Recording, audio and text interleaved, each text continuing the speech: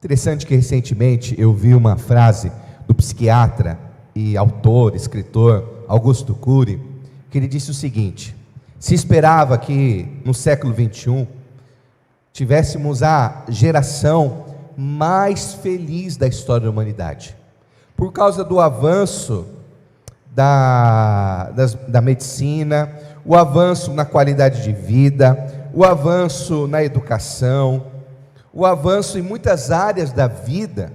Se esperava que hoje nós estivéssemos enfrentando, experimentando uma felicidade e pudéssemos testemunhar uma geração mais feliz do que nunca. Mas a realidade, meus queridos, que mesmo com o avanço da medicina, mesmo com o avanço da educação, mesmo tendo mais recursos do que uma outra geração teve há 50, 100 anos atrás, na verdade nós somos uma das gerações mais infelizes, ansiosas e deprimida. O que deu de errado? O que fracassou? Mesmo diante de recursos, oportunidades, qualidade de vida, porque ainda estamos lidando com uma geração infeliz, ansiosa, deprimida, angustiada. Ainda hoje nós estamos fazendo essa pergunta: como ser feliz? Como ser feliz? O fato, meus queridos, é que a proposta de felicidade do mundo realmente não está dando certo. A proposta de felicidade da sociedade realmente não está dando resultados. Não está dando resultados. Por isso, eu e você, ao longo do mês de março, nós ouvimos qual é a proposta de Jesus para uma vida feliz. Qual é a proposta do Evangelho, qual é a proposta do Reino, para que eu e você possamos aprender a verdadeiramente sermos felizes. E ao longo de todo o mês de março, e agora nesse domingo de abril, nós aprendemos que existe, na verdade, um choque de cosmovisões entre o que a sociedade diz que é felicidade e o que Jesus diz que é felicidade.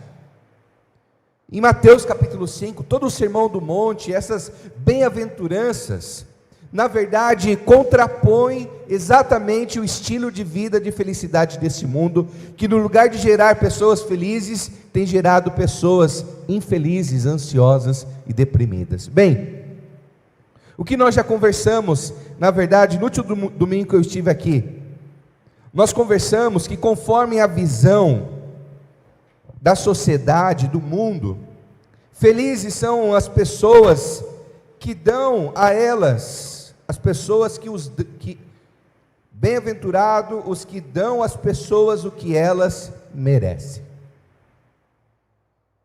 Essa pessoa não merece o meu perdão, essa pessoa não merece minha paciência, essa pessoa, ela não merece a minha bondade. E a sociedade diz assim: felizes são essas pessoas que se acha que tem que ficar bicuda, fica bicuda, que acha que tem que explodir, explode, que acha que tem que falar mal na cara da pessoa, fala. Felizes são essas pessoas que dão às outras o que elas merecem. Mas nós conversamos que bem-aventurados são os misericordiosos, que dão às pessoas não o que elas merecem, mas o que elas precisam. Talvez o seu marido não está merecendo a sua paciência, mas ele está precisando da sua paciência. Felizes são aqueles que dão a paciência para quem não merece. Talvez aquele colega seu no trabalho não merece a sua bondade, mas felizes são aqueles que, mesmo sem merecer, estão agindo com bondade. Felizes são essas pessoas. O mundo diz: felizes são aqueles que, olho por olho, dente por dente, que não leva desaforo para casa. Mas Jesus diz: felizes são os misericordiosos, os perdoadores, que dão às pessoas não o que elas merecem, mas o que elas precisam. Os irmãos e as irmãs estão me entendendo, sim? Nós vivemos também um outro contraponto, e nós conversamos um pouco já sobre isso, que bem-aventurados são os que buscam o seu prazer a qualquer custo. Essa é a mentalidade da sociedade hoje. A minha felicidade a qualquer custo. Se o meu casamento está impedindo a minha felicidade, então eu descarto o meu casamento. Se ter filhos, crianças, irá impedir a minha felicidade, então eu descarto ter crianças, prefiro ter cachorrinho. Se o meu trabalho está impedindo a minha felicidade, então eu descarto a minha o meu trabalho. Se a minha igreja não está me dando uma experiência de felicidade, de alegria, então eu descarto a minha comunidade e vou atrás de outra. A minha felicidade a qualquer custo. Nem que isso custe os nossos relacionamentos, nem que isso custe a nossa saúde emocional, nem que isso custe a nossa fé. É dessa maneira que o mundo fala sobre felicidade. Mas Jesus vai dizer que bem-aventurados são os puros de coração, porque buscam a vontade de Deus a qualquer custo.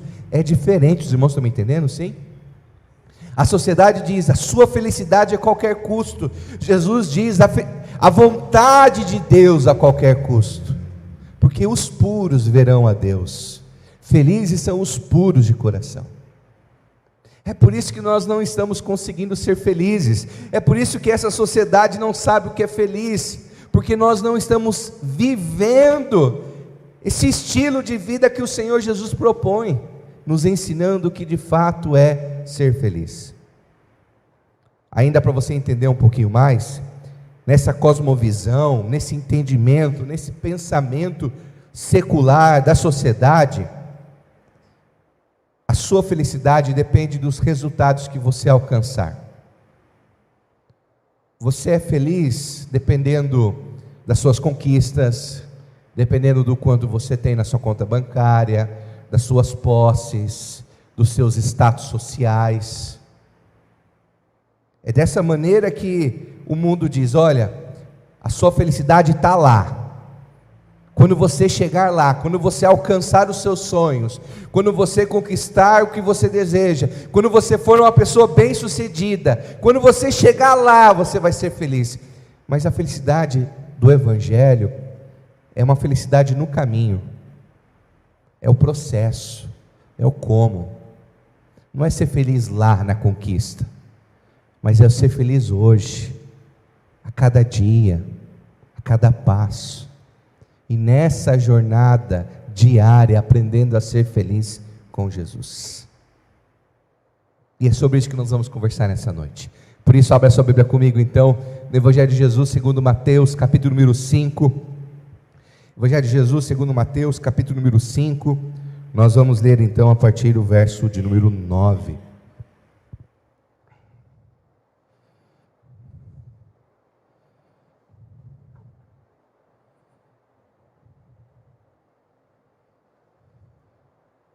Olha só o que a palavra do Senhor diz: bem-aventurados pacificadores, pois serão chamados filhos de Deus. Eu vou abrir um parênteses aqui. Quando o texto fala que filhos de Deus, não tem a ver com crianças, tudo bem? Quando o texto diz, felizes são os pacificadores, porque eles serão iguais a Deus, eles terão a mesma natureza divina. É isso que o texto está dizendo. Quando eu e você amamos a paz e promovemos a paz, nós estamos mostrando para o mundo que nós somos filhos de Deus, que nós somos a luz no mundo, nós somos sal da terra, nós somos a presença do reino de Deus neste mundo. Bem-aventurados os perseguidos por causa da justiça, pois deles é o reino dos céus. Bem-aventurados serão vocês quando por minha causa os insultarem, perseguirem e levantarem todo tipo de calúnia contra vocês. Alegre-se, regozijem-se, porque grande é a recompensa de vocês nos céus, pois da mesma forma perseguiram os profetas que vieram antes de vocês. Então eu queria chamar a atenção para vocês, para essas duas palavras: felizes são os pacificadores e felizes são os perseguidos por causa da justiça. Os pacificadores, meus queridos, tem a ver não com aquela pessoa que está escondida dentro de casa e se sente em paz consigo mesma, Mas pacificador é aquela pessoa que entra no cenário de briga, que entra no cenário de conflito, que entra no cenário de trevas, e ele faz a diferença. Não é aquele que vive isolado dos conflitos do mundo, mas é aqueles que olha para os conflitos, olha para as guerras, olha para as lutas, e ele leva a paz, ele leva a paz, ele leva a reconciliação. É como se no ambiente sujo, essa pessoa ela entrasse para trazer limpeza, clareza, exatamente nesse aspecto.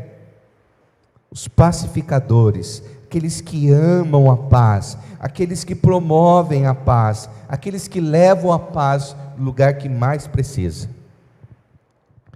Nós estamos vivendo um cenário de guerra, não é verdade? Estamos aí constantemente acompanhando notícias da guerra entre a Ucrânia e a Rússia. No final da Segunda Guerra, nós estamos ouvindo novamente algumas siglas, que nós não estávamos acostumados. OTAN, ONU. E no final da Segunda Guerra, então as nações se uniram para que um tratado fosse feito, para que não existisse mais guerra entre as nações. Um dos objetivos da ONU era: nós, os povos das Nações Unidas, resolvidas a preservar as gerações vindouras do flagelo da guerra. Mas desde a organização da ONU, o mundo nunca descobriu o que era paz. Além dessa guerra que nós estamos enfrentando entre a Rússia e a Ucrânia, nós temos países que estão em constante guerra, como a própria Etiópia, uma guerra que já dura 16 meses, 900 mil pessoas em situação de fome. Nós temos uma guerra no Iêmen, que já produziu mais de 233 mil mortes. Nós temos uma guerra em Mianmar, guerra no Haiti, guerra na Síria, guerra em países africanos, onde tribos islâmicas estão entrando e tentando assumir o poder. Guerra no Afeganistão. O mundo ainda está em guerra. Mas sabe qual é um outro lugar de cenário de guerra? As redes sociais. Existe uma guerra no ambiente virtual. Tem até uma expressão que é haters, que é exatamente aquelas pessoas que seguem os famosos, que seguem os artistas, os políticos, só para criticar, xingar e ofender. Tem pessoas que vivem dessa maneira, seguem essas celebridades das redes sociais, simplesmente para xingar, ofender e humilhar essa pessoa. Quer ver uma coisa? Escreva um texto sobre política na sua rede social. Põe lá no seu Facebook, no seu Instagram, lá alguma coisa sobre política, você vai ver. Porque às vezes nas redes sociais, a gente tem uma coragem que no pessoal nós não temos. Às vezes nas redes sociais nós achamos que temos uma liberdade que na vida pessoal nós não temos. E tem muitas vezes pessoas que têm um linguajar sujo, um linguajar chulo, pessoas que entram em conflitos na rede social e não percebem muitas vezes o quanto esses conflitos testemunham contra a nossa fé. Mas quantas guerras internas nós estamos enfrentando também, não é verdade? Além dessa pandemia Covid-19, o mundo está enfrentando pandemia de crise de ansiedade, crise de pânico, depressão. São guerras o quê? No nosso coração. São guerras internas.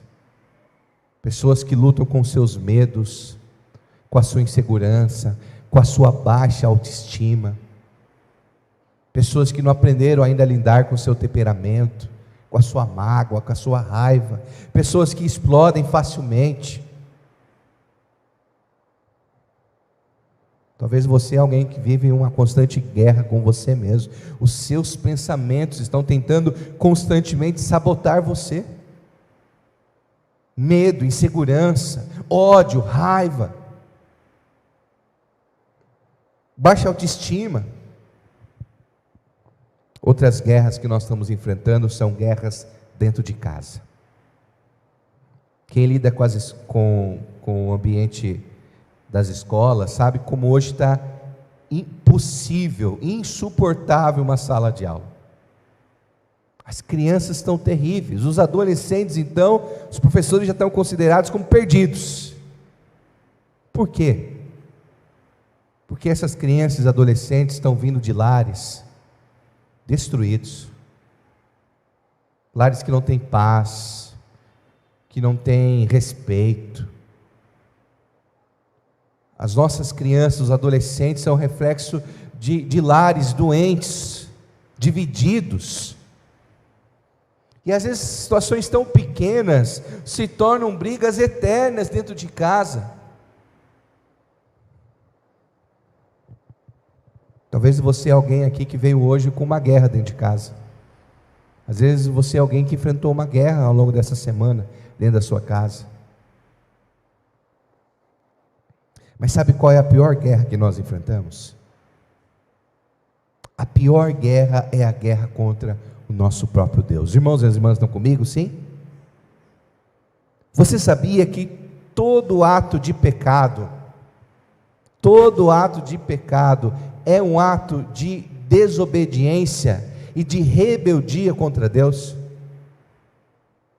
Toda vez que você sabe qual é a vontade de Deus, mas você prefere fazer a sua vontade, é como se você estivesse dizendo para Deus: Deus, o Senhor é um incompetente, eu sei melhor do que o Senhor, eu sei o que é melhor para mim, afinal, se eu estivesse no seu lugar, a minha vida seria melhor e do mundo seria melhor. Às vezes quando eu e você desobedecemos a Deus, nós não pensamos assim, mas é exatamente isso que acontece diante de Deus. Quando nós pecamos, nós nos rebelamos a Deus dizendo: o Senhor é incompetente, eu sei o que é melhor para mim, eu sei o que eu devo fazer. Não, Senhor.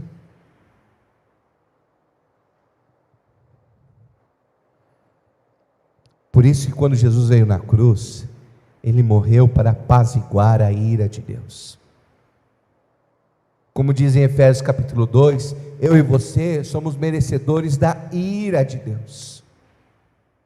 Mas Jesus veio na cruz, Jesus se entregou na cruz, e toda a ira que eu e você merecíamos, foi sobre os ombros de Jesus, e pela fé em Cristo, agora nós temos paz com Deus. Romanos capítulo 5, verso 1, justificados somos pela fé em Cristo Jesus, e temos paz com Deus.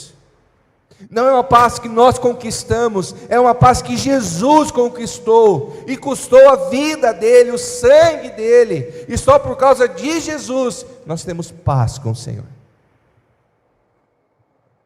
Ainda em Romanos capítulo 5, verso 9 e 10, diz assim: como agora fomos justificados pelo seu sangue, muito mais seremos salvos da ira de Deus por meio dele.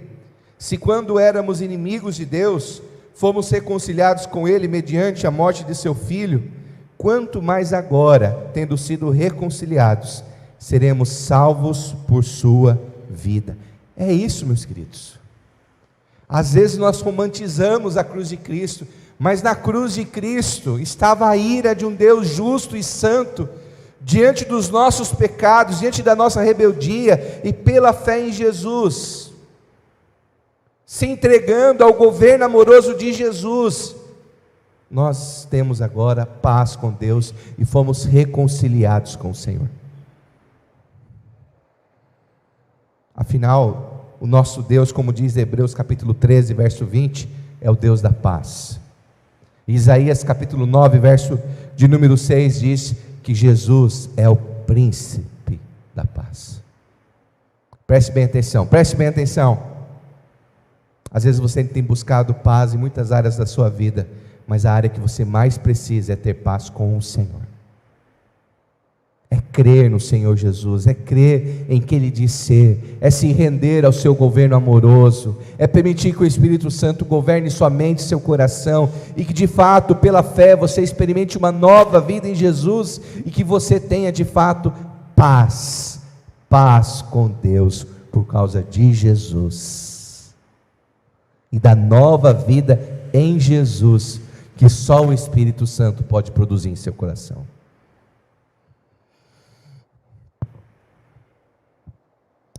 E a partir disso, e por causa de Jesus, eu e você podemos então nos tornarmos pacificadores. E eu queria então trazer para você nessa noite 4 princípios bem práticos para você ser um pacificador ou uma pacificadora na sua casa e na sua vida, tudo bem? Primeiro princípio, guarde bem isso: honre a Deus. Tiago capítulo 4, verso 1 e 2 diz assim: de onde vêm as guerras e contendas que há entre vocês? Não vem das paixões que guerreiam dentro de vocês? Vocês cobiçam coisas e não as têm, matam e invejam, mas não conseguem obter o que desejam. Vocês vivem a lutar e a fazer guerras. Só existe um caminho para que eu e você possamos viver em paz, é aprender a viver honrando a Deus. Enquanto nós continuamos seguindo o nosso coração, enquanto nós tentamos fazer a nossa vontade, enquanto nós estamos buscando a nossa felicidade a qualquer custo, nós estamos produzindo contendas, conflitos. Por trás de uma felicidade a qualquer custo, existe um coração às vezes cheio de inveja. Mas decida então viver agora honrando ao Senhor. Decida agora vivendo a vontade do Senhor. Entenda que quando você oferece perdão para uma pessoa, você não está simplesmente dando perdão a uma pessoa, você está honrando a Deus. Quando você está tendo paciência com o seu marido, com a sua esposa, com os seus filhos, você não simplesmente está tendo paciência com essas pessoas, mas você está honrando a Deus. Quando você pensa antes de falar e tenta agir de uma maneira mais moderada dentro do seu trabalho, você não está simplesmente se tornando um bom profissional, você está honrando a Deus. Quando no trânsito, você tira a mão da buzina, fecha a boca, diante de alguma situação que você se sentiu prejudicado, e você age com paciência, com compaixão, você está honrando a Deus. Então decida hoje viver para a honra de Deus, promove a paz, perdoe, tenha paciência, e entenda que por trás dessa atitude você está honrando ao Senhor. Mas nós precisamos às vezes fazer algumas perguntas ao nosso coração. Qual é o motivo dessa briga? Eu sei que às vezes é só em casa que acontece isso, tudo bem? Mas às vezes, uma colher mal lavada da Guimar pode gerar briga, tudo bem? Às vezes um arroz queimado, eu sei que acontece só em casa, tudo bem? Às vezes um arroz queimado, às vezes uma palavra num tom errado. O que está por trás dessa briga? Por quê? Porque o que está por trás desse conflito? É um coração estressado? É um coração com raiva? É um coração cheio de mágoa, de rancor? Porque às vezes o conflito é por uma colher suja, às vezes o conflito é por uma mensagem que não foi respondida. Mas o que está por trás desse conflito? Por que nós estamos brigando? É raiva, é estresse, é falta de perdão, é falta de maturidade, é orgulho? Por que eu estou tão preocupado? E por que essa pessoa me irrita tanto? Não sei, mas às vezes existem algumas pessoas ou algumas situações que acontecem que essa pessoa tem o poder de tirar a nossa paz. Por que você está permitindo que essa pessoa tire a sua paz? Por que essa pessoa é tão importante para você? Por que ela te irrita tanto?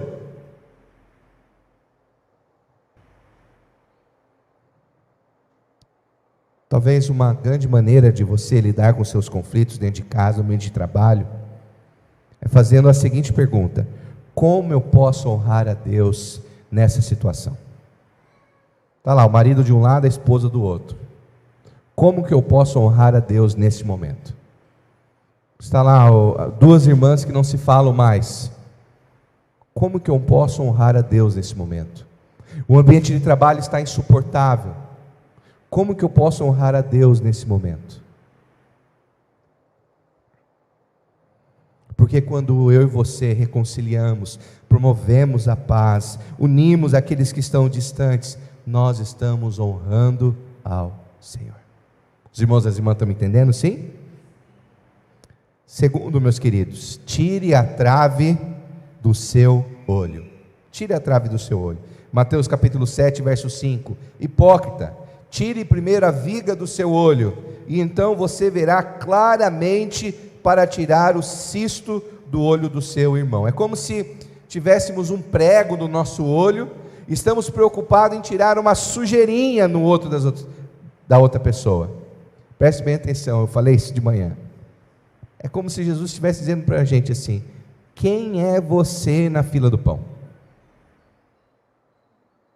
Quem é você na fila do pão? É como se Jesus estivesse dizendo: olha, abaixa um pouco a bola, menos. Às vezes você está tão preocupado em consertar os erros das outras pessoas e não está olhando para você mesmo. É sobre isso que o texto está dizendo. Quem é o pastor João na fila do pão? Às vezes a gente quer, né? Não, a pessoa está fazendo isso errado, a pessoa tem que fazer isso, mas é como se Jesus estivesse dizendo: olhe primeiro para o seu coração, olhe primeiro para a sua vida, olhe primeiro para dentro de você. Porque com certeza, quando a gente entender o quão falho nós somos e quanto nós dependemos da graça de Deus, com certeza nós vamos agir com mais graça quando nosso irmão e nossa irmã errar. Se nós entendemos o quanto o Senhor nos perdoa diariamente, com certeza nós vamos ter mais paciência no ambiente de trabalho, na família, para perdoar aqueles que de alguma maneira fizeram algo que desagradou o nosso coração. É sobre humildade, é sobre entender a nossa posição diante do Senhor, para que possamos agir de igual maneira com aqueles que nos machucaram, nos feriram. Os irmãos e as irmãs estão me entendendo, sim? Terceiro princípio, converse com verdade e amor. Olha só o que diz lá em Provérbios capítulo 15, verso 1: a resposta calma desvia a fúria, mas a palavra ríspida desperta a ira.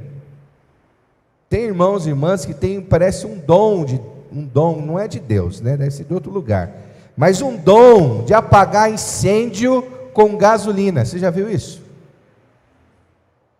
Tem pessoas que a situação está ruim, mas consegue piorar. É um dom, né? Não sei onde aprendeu, né? Mas de Deus não foi, com certeza. O nível do conflito está no nível, mas a pessoa consegue deixar no nível pior. O conflito estava entre duas pessoas, ela saiu espalhando esse conflito, agora o conflito está em toda a família. Olha só o que o texto diz: a resposta calma desvia a fúria, mas a palavra ríspida desperta a ira. Às vezes, você está falando a verdade, mas a sua raiva, o seu ódio, a sua indiferença está falando mais alto do que a sua verdade. Por isso que as pessoas não estão ouvindo a sua verdade. Por isso nós precisamos aprender a dizer a verdade em amor. Porque o amor sem verdade é só para agradar o coração das pessoas. Não cura, não transforma. Mas a verdade sem amor, ela é insuportável. Ela tem espinhos. Efésios capítulo 4, verso 15 diz: antes, seguindo a verdade em amor, cresçamos em tudo naquele que é a cabeça, Cristo. Por último, quarto princípio: trabalhe duro pela reconciliação. Primeira carta do apóstolo Pedro, capítulo 3, verso 11, diz assim: afasta-se do mal e façam bem, busque a paz com perseverança. Às vezes a gente está decidido, né? Estamos decididos, eu vou tentar me reconciliar com aquela pessoa. Aí você vai, aí você chega, amor, aí a pessoa já vira para você com uma cara não muito boa, você já desistiu já. Não, deixa, não quero falar mais nada. A gente tem às vezes uma vontade, mas nessa vontade falta perseverança, tudo bem? Você está me entendendo o que eu estou querendo dizer? Eu tenho vontade de viver em paz com os meus filhos, mas falta perseverança. Eu tenho um desejo de viver em paz no meu ambiente de trabalho, mas falta o quê? Perseverança. Lute, se esforce, não é natural. Talvez a nossa natureza é a indiferença, é o conflito, é dizer, eu estou certo e você está errado. Você que se humilhe, você que se arrependa, você que me busque. Mas o que Jesus está dizendo? Busque, tenha perseverança. O apóstolo Pedro está dizendo, persevere pela paz. E aí eu vou piorar, tudo bem? Olha só que o apóstolo Paulo vai dizer em Romanos, capítulo 12, verso 18. Os irmãos estão comigo, sim? Olha só que o texto diz: façam tudo o possível para viver em paz com todos. Todos. Já era difícil viver em paz com quem você gosta, não é verdade? Agora viver em paz com quem você não gosta, né? Os palmeirenses aí, né? A irmã não tirou a máscara do Palmeiras até agora, eu não acredito nisso. Amém, irmã, obrigado. Mas a gente tem que aprender a viver em paz com todos. Viver em paz com todos. Às vezes você lida com pessoas no seu ambiente de trabalho que pensam diferente de você. Às vezes você lida na sua família, pessoas que pensam diferente de você. É política, é religião, é tantas outras coisas, futebol. Estou brincando, é claro. Mas nós precisamos aprender a viver em paz com todos, não só aqueles que gostam, não só daqueles que nós de alguma maneira amamos de maneira especial, mas eu e você seremos de fato filhos de Deus, nós iremos mostrar o caráter de Deus em nossa vida, nós iremos brilhar a luz do Senhor nesse mundo, quando eu e você buscarmos com toda a nossa força, vivemos em paz com todos. Martin Luther King diz o seguinte: o amor é a única força capaz de transformar um inimigo em amigo. Foi o próprio Jesus que disse o seguinte, em Mateus 5, verso 43 e 45. Vocês ouviram o que foi dito? Ame o seu próximo e odeie o seu inimigo. Mas eu lhes digo, ame os seus inimigos e orem por aqueles que os perseguem, para que vocês venham ser filhos de seu Pai que está nos céus, porque Ele faz raiar o sol sobre maus e bons, e derrama chuva sobre justos e injustos. É para isso que Jesus nos enviou nesse mundo, é para isso que Jesus enviou a igreja, transformar os nossos inimigos em amigos, no poder do amor. Enquanto a banda se prepara,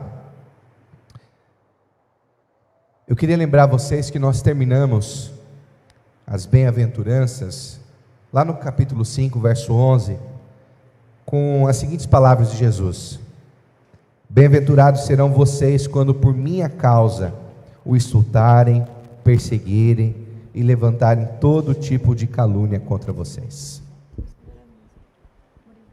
Ser um cristão, ser um discípulo de Jesus, o Senhor Jesus nunca disse que seria fácil. Esse estilo de vida de felicidade, marcado pela humildade, pela paciência, pela graça, pela fome e sede de justiça, pela misericórdia, esse estilo de vida do reino, esse estilo de vida marcado pela própria presença e direção de Jesus, não nos fará pessoas mais amadas neste mundo. as pessoas vão discordar de nós.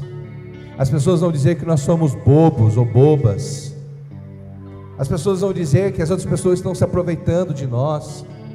Algumas pessoas vão até nos insultar, vão até nos perseguir, mas o próprio Jesus disse: mesmo assim nós seremos felizes, porque a nossa felicidade não está nas pessoas, a nossa felicidade não está no mundo, a nossa felicidade está no Senhor. Ele é a nossa fonte de felicidade. Mesmo quando as coisas neste mundo forem contrárias a nós, através da presença poderosa do Senhor em nossas vidas, nós iremos ser felizes, uma felicidade que vem de dentro para fora. Eu queria terminar com os irmãos com essa imagem, Paulo e Silas. Depois eu vou ler lá em Atos capítulo 16, verso número 25. Paulo e Silas estavam evangelizando uma cidade, e havia uma jovem endemoniada, que era escrava, e os donos dessa jovem estavam ganhando muito dinheiro com essa situação. Paulo e Silas foram lá e expulsaram o demônio dessa jovem. Os senhores dessa jovem não ficaram felizes, insultaram, xingaram, buscaram as autoridades, e Paulo e Silas foram presos, foram torturados, humilhados, estavam presos. Mas diz o texto que era por volta de meia-noite, e Paulo e Silas estavam louvando e adorando a Deus dentro da prisão. É essa a felicidade que Jesus está dizendo. Mesmo nas lutas, mesmo no sofrimento, mesmo na perseguição, mesmo na derrota, mesmo nas provações, uma felicidade que vem dele, uma felicidade que flui dele, uma felicidade que transporta por causa dele. Eu queria então fazer essa pergunta para você, que você saia com essa tarefa e com essa reflexão ao longo dessa semana. Onde você precisa ser um pacificador? Em sua casa?